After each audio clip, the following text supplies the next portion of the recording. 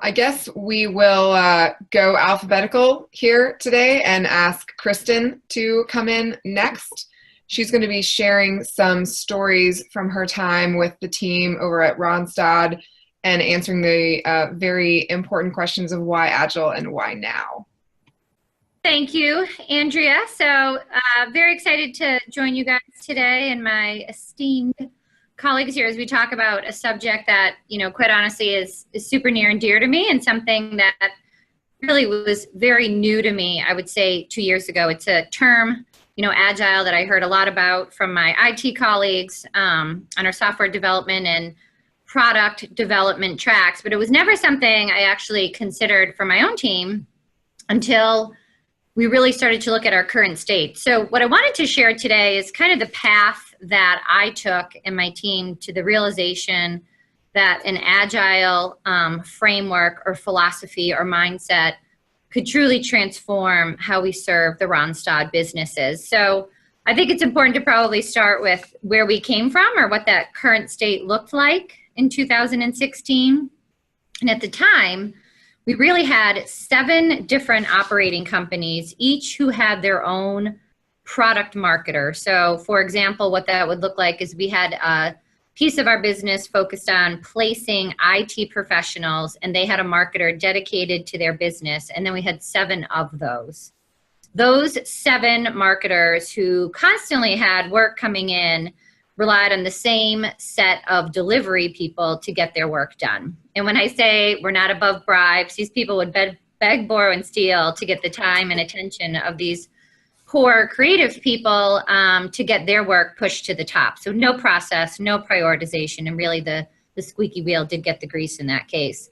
The other challenge we had at the time is these POs really were expected to be experts from a B2B perspective, a B2C perspective, as well as experts on internal communications. And what you can assume that means, I think of the Walmart Gucci analogy, where, they were expected to be experts at Gucci, but they were, selling it at Walmart. So they were all over the place, and there was no way they could get deep expertise in all of those different segments of people that we were marketing to. But it was what we expected of them at the time. Each of these businesses had different leaders, different silos of work, a massive amount of duplication. So because it was different leaders, different marketing folks, we would produce a piece of content like a salary guide for one line of business in January because they wanted it then. And then another line of business would think about they needed it in April. So we would start all over. So similar projects, we had 7 versions of them with 7 timelines. And again, those same kind of set of resources. I think the other thing I think back now, which was alarming, is, we had no A/B testing. We had no data. We had no analytics to tell us if the things we were producing were the right things. It was an incredible amount of subjectivity. I know any marketer can understand, when you have a hot debate over a headline and you don't have the stats to show open rates or anything against a headline, it just becomes that, a hot debate. So all of that really brought us to a place of saying we need to do something. And I would say the most alarming piece of information that we understood at the time, which was the calling card of change, was that 70% of our time was devoted to unplanned or non-strategic work.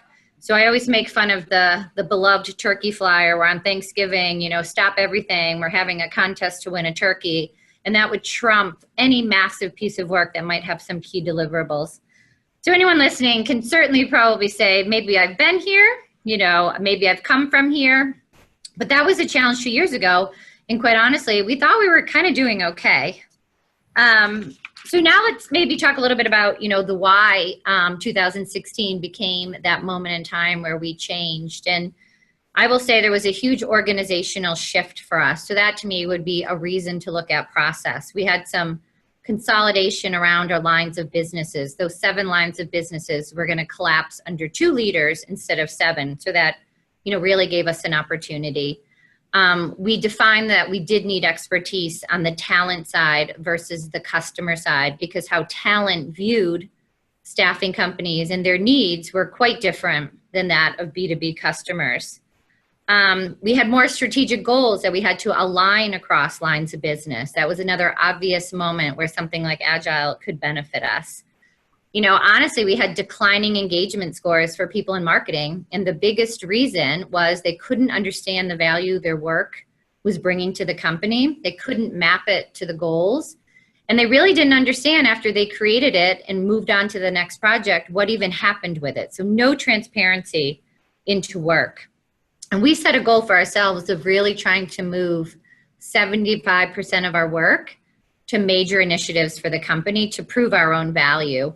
But really, for me, in 2016, why it was so obvious change was needed was really this digital era that came upon us. And, we talk a lot about the world of digital, and we just repositioned our own brand in the US, and now we talk about the post-digital age, and that really forced us to have to look at our organization and understand how we could evolve with the times. We actually, had to produce more work with less people. We wanted to create these two separate teams, but we weren't going to get more resources. We weren't going to get more budget. So we tried to figure out a way to do that creatively. And I will be honest, one of the things that Agile showed us is how to approach work differently. And one of the things I always remember is that we had a lot of headcount at the time taken up by people who did repetitive tasks. So tasks that they could predict was coming their way, they had done it before, and they didn't need to have the core strategy of the company at hand to do that. We also know that these types of people, because of the digital era, had moved a lot of their work types to different ones, like freelancers and things like Upwork, where they preferred not to be full-time at a company, but to work on, a lot of different projects for a lot of different companies. So we went through a role selection process of those we needed to keep in-house, those we moved to these different, more flexible models, which allowed us to free up ourselves to hire the roles we needed, like Scrum Masters and Solution Architects, to really kind of get this model moving for us. And I think at the end of the day, what we really wanted to become as a team was a high-performing team. We're not 100% there yet today. I think we're getting closer. But at the time that all this started, we were siloed teams of 7, and we wanted to be one unified, high-performing team. I think for us too, a big piece of this was the fact that with the digital times, marketers are a hot commodity. A lot of these digital marketers can move on, leave, get very, very exciting jobs and roles. I often equate digital marketers to IT people of a few years ago, where we know in our own IT practice, a lot of those folks don't necessarily want to be full-time, because what attracts them to a job is the job itself, the project they're working on. The same is true for digital marketers, and we knew if we needed to retain them, we had to align work that really was exciting and moving the business forward to kind of retain them. So that was also, a big driver for us. So we made it through that change. I will tell you, it was painful, but certainly painful in the right ways, because it stretched us as a team, and we grew a lot. And when we implemented it, we did work with some folks who had Agile experience. I will say at the time, I think we were on the leading edge of even approaching this. So the principles, I think, have relaxed a little bit from when we implemented it, and we're still learning and modifying as we go. But we focused our time on 3 areas, which was people, performance, and then obviously process. And each of those we move forward and think about very differently. And we have work streams under each to make sure, those things stay intact and are high performing as we move the whole process forward. The good news is, I even found this out myself last week, is that now, 2 years later, a lot of iterations later, we can say that 80% of the work we work on is tied to initiatives or strategies, and there's only 20% today that we would call unplanned or last minute requests. I'm really excited and proud that we've also started to think of different ways to deliver against that 20% so we can stay on track with the 80, whether that be offshore models, nearshore models, again, utilizing partners that are outside the company like Upworks and things like that. So we've challenged ourselves as business folks to be able to do more with less. I think one of the primary lean strategies out there for folks who know lean is, don't always solve a problem by adding more people to it, but solve it by, cutting it a different way, which is really what I think I'm most proud of, on this team. As a leader, the last thing I'll say is, this did engage our folks in a whole new way. I think if we ask them today, in fact, I know because we survey them often, they absolutely see an alignment to the vision of the company. They have full transparency on the effects of their programs. They understand the pace at which they can work. So we track things like velocity, obviously.